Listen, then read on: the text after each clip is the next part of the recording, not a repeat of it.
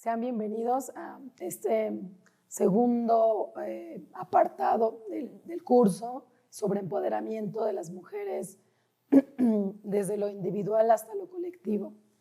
En este segundo apartado, en este segundo bloque, es así, vamos a revisar particularmente un tema que nos atraviesa a muchas mujeres, y no solo mujeres, en realidad la ciudadanía nacional, mundial, y tiene que ver con este tema de las violencias. Primero habría que partir sobre cómo pensamos una clasificación de violencias. ¿Cuáles son las limitaciones que se generan, que se presentan en las mujeres para practicar un empoderamiento? Es decir, cómo las violencias frustran, bloquean, inhiben esa posibilidad de empoderamiento. En ese sentido, se ha pensado en este módulo como un primer acercamiento hacia esa visibilización de los estragos y las implicaciones que puede tener la violencia en las cuestiones de empoderamiento, pero también la violencia como un factor que no permite el libre ejercicio de los derechos universales, la violencia como un elemento que debilita la cohesión social, la violencia como forma de perpetrar los hogares de las mujeres, y por ahí podemos ir articulando distintas manifestaciones de la violencia y de cómo este fenómeno, esta problemática más bien social, imposibilita ese libre ejercicio de derechos, de libertades, pero además en la posibilidad de construir un empoderamiento sostenido en el tiempo. Y es así que en nuestro primer módulo 4, subtema 4.1, violencia directa, vamos a repensarnos, a reflexionarnos desde ahí. Primero, quisiera que tomáramos en cuenta este esquema, este triángulo de un sociólogo de Galtung que nos trabajó, que más bien que nos compartió una amiga feminista, Ana Lilia Zarco, en una presentación que hizo en el comité que coordina, en el comité de género, y ella ilustró muy bien, captó, diagramó esta idea que tiene Galtung sobre pues esas violencias en el sentido de dos formas de evocarse. Una violencia directa, que es esa que podemos incluso pues si no tocar, sí está muy presente, sí es mucho más tangible que esta otra posibilidad de la segunda y tercera violencia, que tiene que ver con un tema cultural, pero también estructural. Entonces Galtung reflexiona sobre la visibilización, primero sobre la clasificación de esas violencias, segundo, de cómo ejemplificar ese tipo de violencias en nuestras cotidianidades, y tercero, cómo poder generar estrategias, formas, herramientas para contrarrestar, mitigar, desaparecer, diluir ese tipo de violencias. Este esquema me encanta porque gráficamente nos dice pues, en nuestras naciones patriarcales latinoamericanas, pero también otras, es posible que podamos enunciar y además ubicar ciertos tipos de violencia, pero particularmente tres que están muy presentes. Una visible, que es esta directa, son esos actos físicos, verbales, psicológicos, con la intención, el objetivo, el propósito de dañar.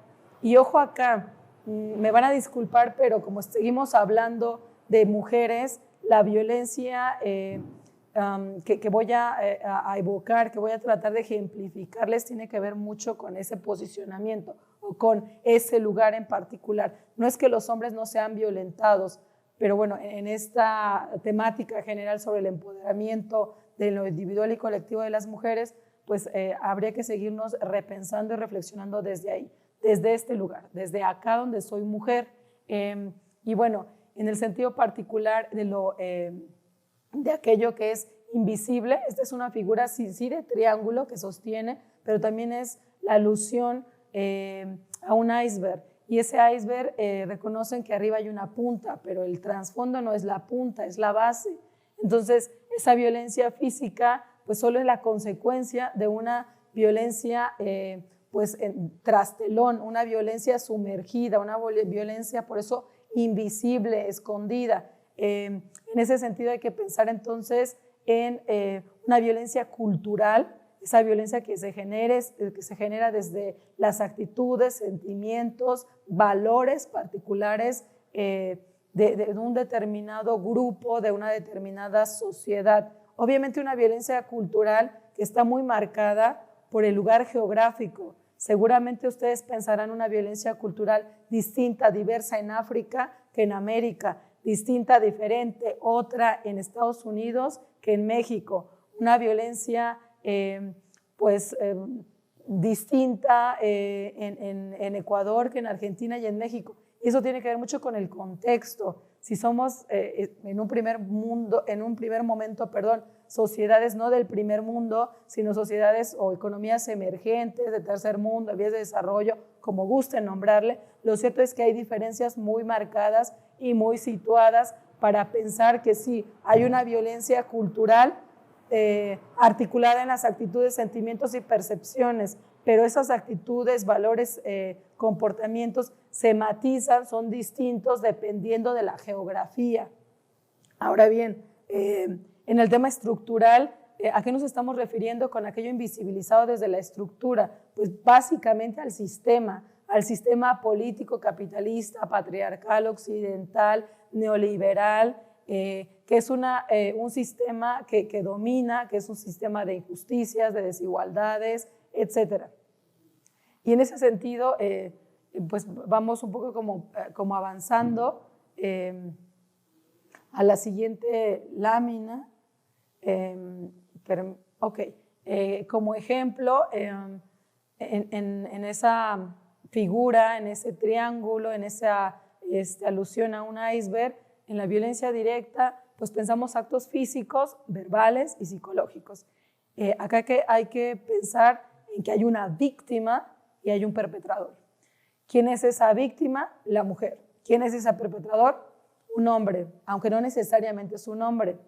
¿Y a qué me refiero con esto? Puede ser un sistema en sí, como la parte institucional que decía, pero además de eso puede ser una mujer. Y ustedes se preguntarán, o sea, si somos mujeres y entre mujeres, ¿nos podemos violentar? Sí. ¿En qué sentido?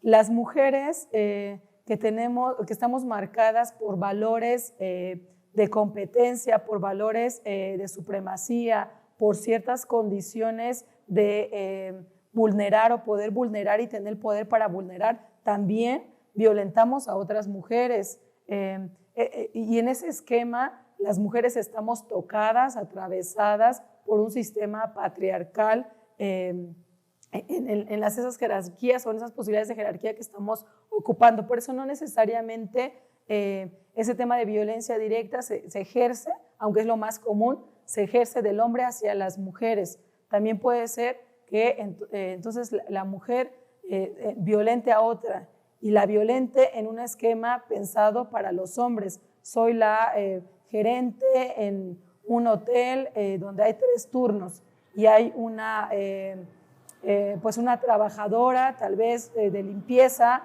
que está pidiéndome la posibilidad de faltar un día porque se enfermó su hijo, me está pidiendo la posibilidad de llegar más tarde porque tiene que amamantar. Cuando ustedes recuerdan esa idea de mantenernos informadas, recuerden que hay derechos de los trabajadores y si esa mujer gerente le dice no a la de limpieza, es una manera de violentarla, pero violentarla desde una jerarquía de poder.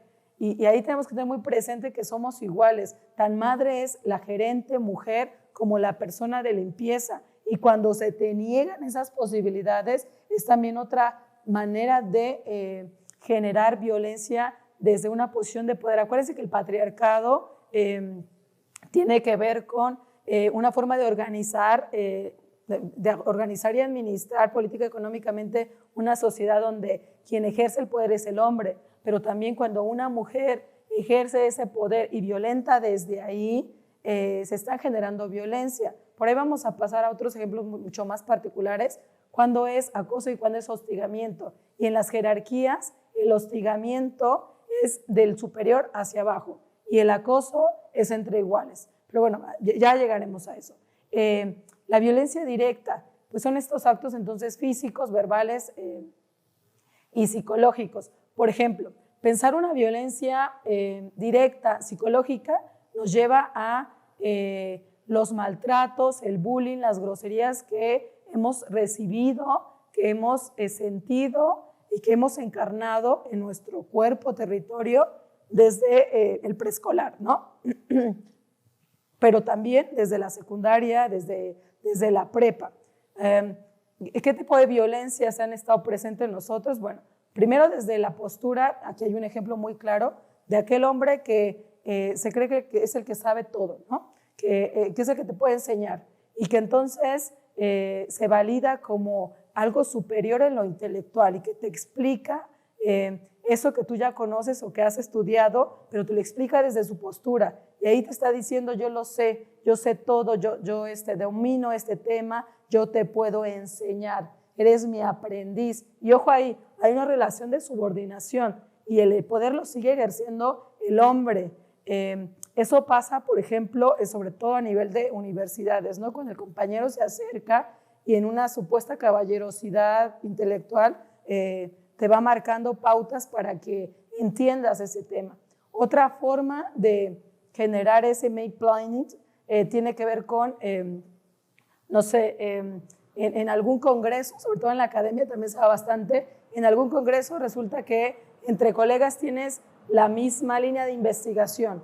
Puede ser impactos del turismo, puede ser política social, puede ser crecimiento económico, no sé, lo que a ustedes se les ocurra. Y normalmente, aunque sepan que la mujer no solo tiene doctorado, sino postdoctorado, el hombre se acerca para explicarle cómo entiende el tema y cómo ella debe entender esos términos. Lo mismo ocurre en cualquier curso, incluso a mejor de capacitación, en talleres, cuando la postura del hombre es la que tiene que primar.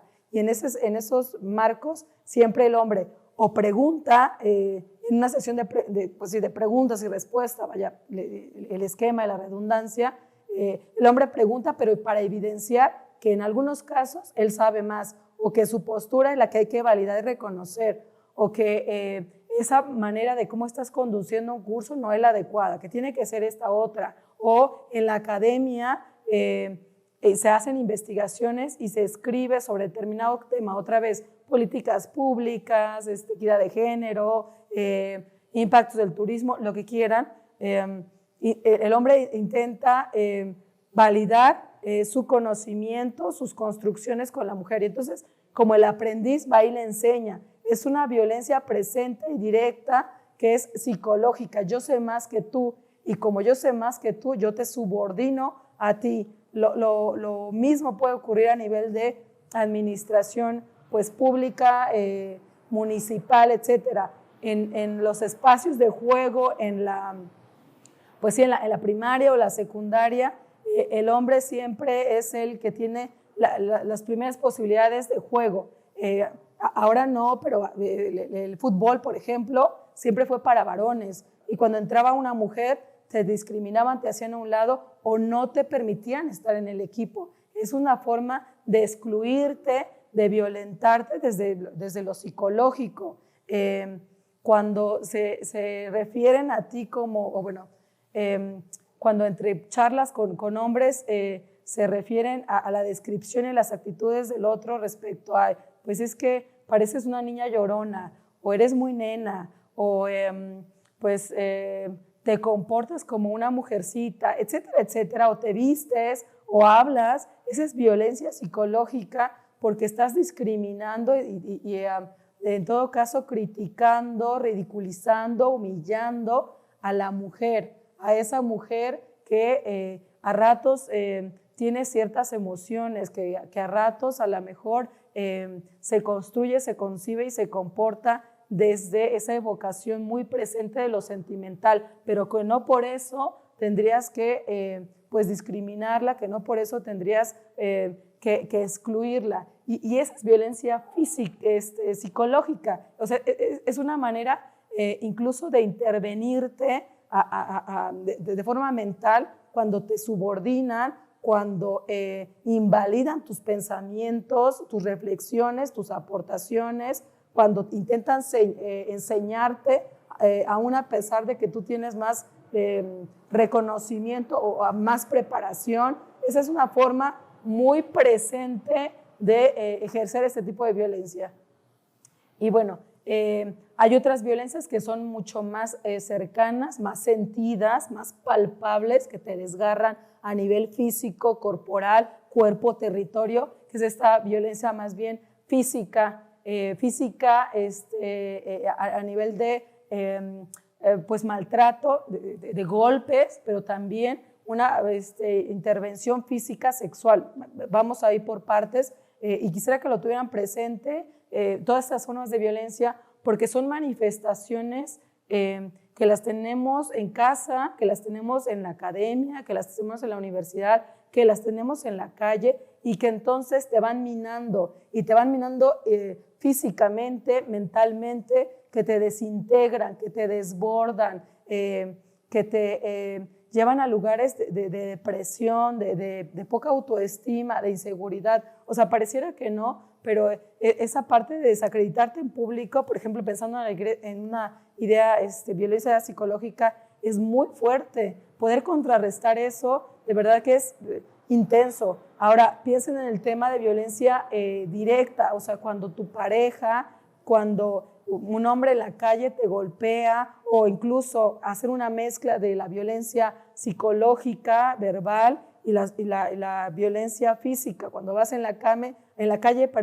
y alguien pues te lanza un piropo, ¿no? O sea, pareciera que los hombres desde ese lugar de masculinidad y de machismo se sienten seguros, validados para lanzar cualquier tipo de piropo en la calle a cualquier persona. Y véanlo así, o sea, un piropo por lo menos para algunas personas o para la mayoría de las personas, sobre todo mujeres, sin el ánimo de generalizar, es una ofensa, es una alerta cuando vas en la calle y te dicen cualquier pues, piropo, por decirlo menos, porque a veces son súper barbajanes y groseros y violentos, o cualquier insinuación verbal, sexual, o sea, eso es una alerta inmediata. Cuando escuchas eso en la calle, lo primero que haces es, pues, justo estar como muy presente, que no estás segura, que estás cruzando una calle y que en algún momento esa persona o puede venir en grupo y acercarse físicamente, entonces ya hay un daño,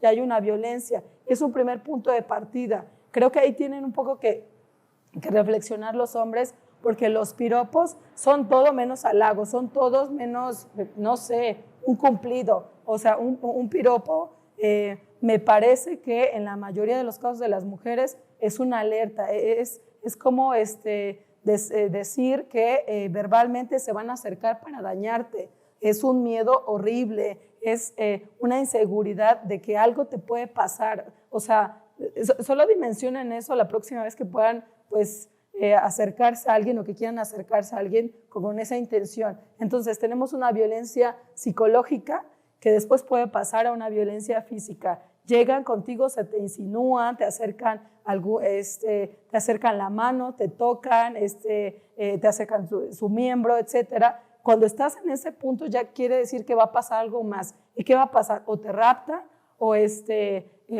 pues te inhabilitan, digamos, no sé, te amordazan, te llevan, te violan, te matan. Eso es violencia pues física, pero también ya una violencia sexual. En ese sentido, hay víctimas y hay perpetradores. Y bueno, también a donde quiero un poco como ir pensando para como avanzar en esta idea del tipo de violencias, estábamos pensando en la física, ¿no? En aquella directa, y también en la física sexual. pero justo en este punto quisiera también que nos detuviéramos un poco para pensar que las mujeres no tenemos la culpa de que nos violenten, de que nos vulneren, de que nos discriminen, pero especialmente no tenemos la culpa de que nos violen y no tenemos la culpa por la ropa que usamos, ni por el horario al que salimos a la calle, ni porque caminamos solas o porque salimos al antro solas y nos regresamos solas, porque estábamos pues tomadas, alcoholizadas, ebrias, porque pues era el conocido, o sea, quien me violó pues era el novio o era el esposo, o era la pareja o era el prometido, o porque éramos amigos con derechos, o porque yo estaba dormida, etc. Es decir, si ustedes un poco aterrizan, digamos, ese tipo de violencias,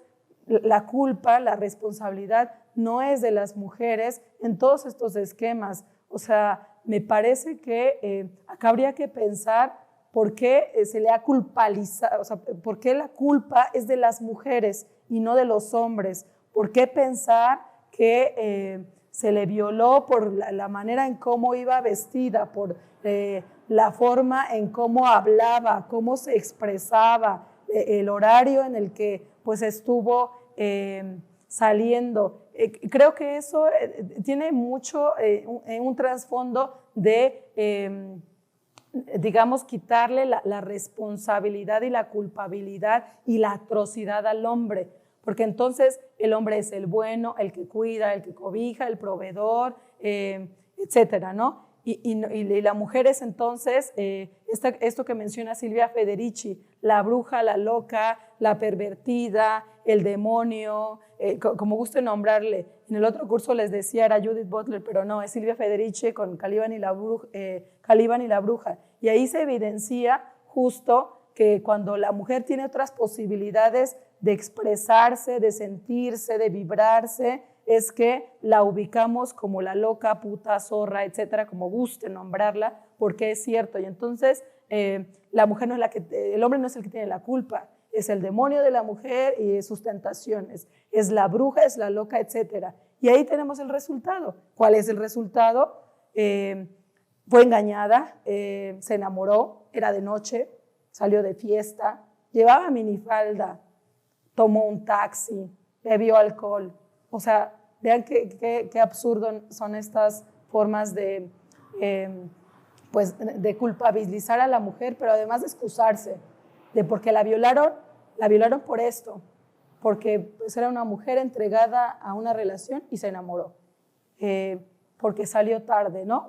O sea, a mí me hace mucho ruido y la verdad es que me toca, me simbra que las justificaciones para generar este tipo de violencia física sean estas. Se fue a trabajar, salió de fiesta, caminaba sola, etcétera. Y bueno, para ir cerrando, solo les dejo alguna información pues por ahí básica sobre cómo se ha comportado esta violencia física y sexual en el mundo, en México, respecto a todas esas posibilidades pues, de intervenciones del cuerpo mujer, pero también intervenciones psicológicas. Y bueno, nos vemos en el siguiente subtema.